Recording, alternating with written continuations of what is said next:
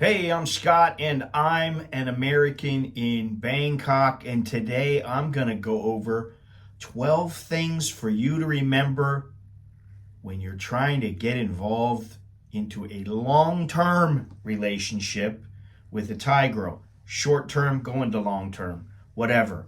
But you're getting involved with them, and here are a few things that you should remember. 12 things.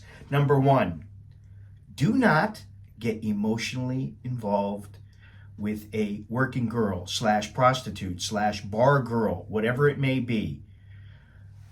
Most guys, they just don't know how to play the game with them, which means keep forking out the money.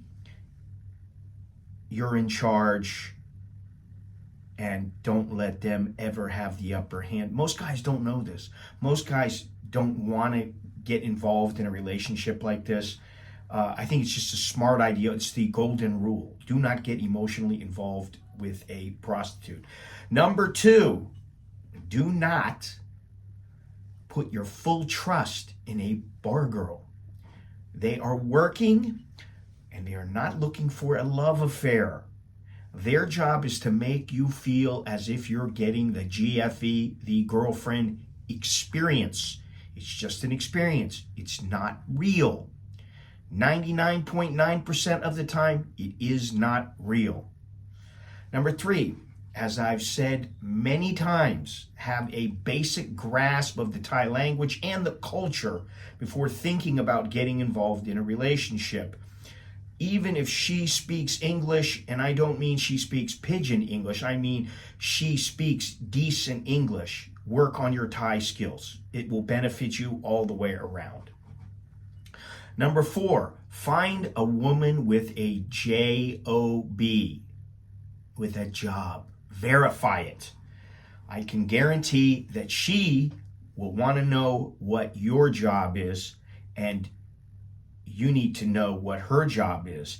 And by job, I do not mean a go-go, a beer bar, massage parlor, soapy. These jobs are high risk.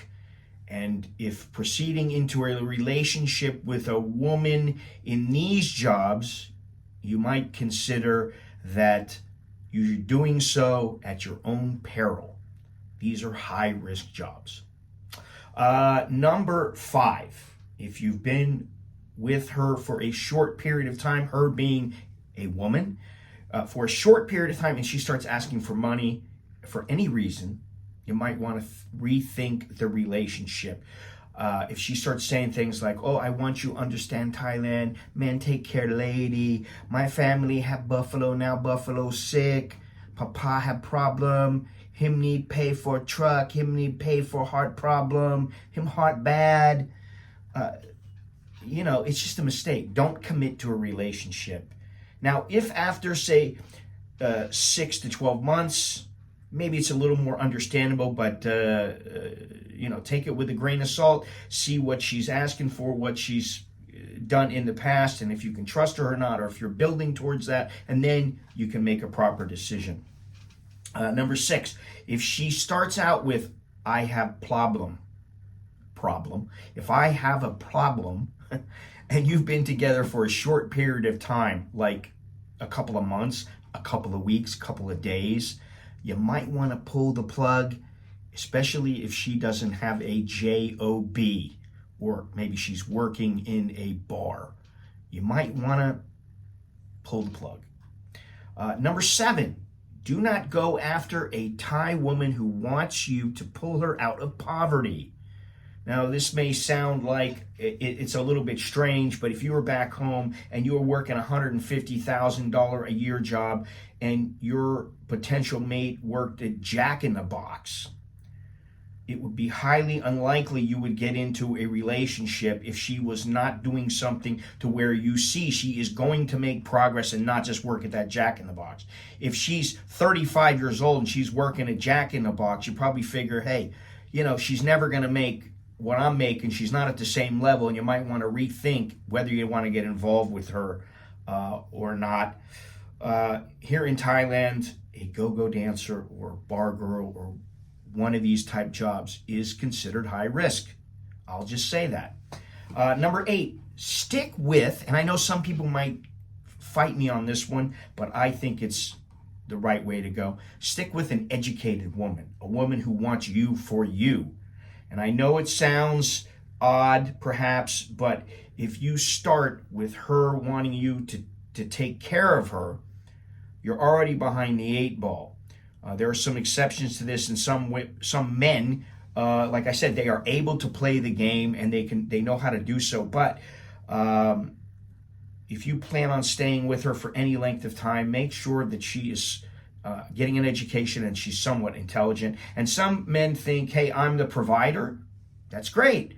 But if you're with an educated woman, then what would you have her do with her degree? Should she have an unused degree? Should she be a degreed housewife and homemaker? And also, if you are taking care of her, she's staying home, and you're, say, younger, well, what's she going to do with her life?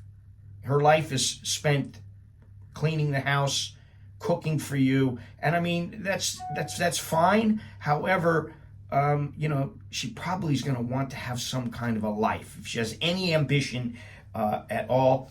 In my 20s, I dated a Portuguese woman, and one of my friends said something like, something about Africa. And she asked, I couldn't believe she said this, but she asked if Africa is a nice country. And I just went, I couldn't believe she asked that question. I couldn't believe she didn't know that it's a continent. And so our relationship did not last.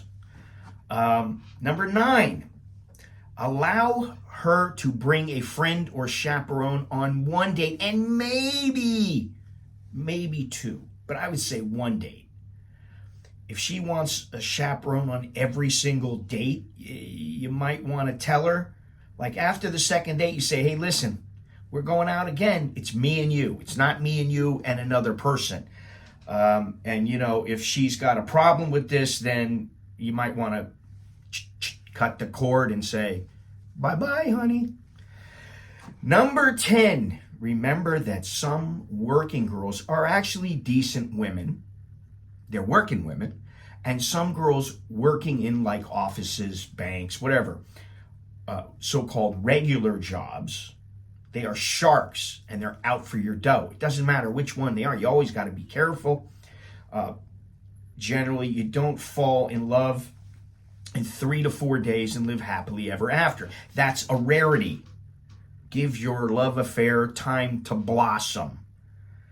Number 11, with regards to Sin-Sod, it is not mandatory. And you ought to know her and her family before you even consider thinking of marriage. In other words, if you've known her for a week and she says, oh, let's go meet my family, it's probably not a good idea. Because they might start asking about, are you going to marry her? What are your plans? And hey, I need a little time here. If she has a child or children and has been previously married, she's been divorced 2 times, she's got 3 kids, then if she's going to get any Sin-Sod at all, that needs to be returned after the wedding, or you should get something for it. You should get some land, whatever it might be, but negotiate what you can afford, not what they want. Paying 1 million baht for a bar girl with 3 kids is just plain stupid. Number 12, remember that if your woman has a family, you are entering into a relationship not only with her, but you are entering into a relationship with her and her family. And she's entering into the relationship with you and your family. Make sure that you respect, like, and can trust them. If they are constantly badgering you for a few thousand baht here and there, or always, then you might want to take a good look at the family and say, I don't really want to get involved with this because I see the potential for disaster. I see the potential for trouble up ahead. And something here's a bonus here. And my wife actually mentioned this because she said that some people at work do this. She said, the apps on your phone, online dating, whatever, sometimes they will work. You might have a good chance at it. Sometimes the girls they want to make a little money, they're online, whatever, but there are some decent people that can be found, and maybe you're just going to get lucky or unlucky, or it depends on what you want. But as a bonus, I'll say, okay, maybe you give those apps a try. I have never tried them in my life. Never in my life have I had a date from an online service or an app or something like that. So it is something that I think you should think about, and use it carefully and sparingly. I think that's what I would do. But anyway, that's all I have. So please do me a favor, smash the like button, subscribe, join, check down in the description all the ways that I can help you.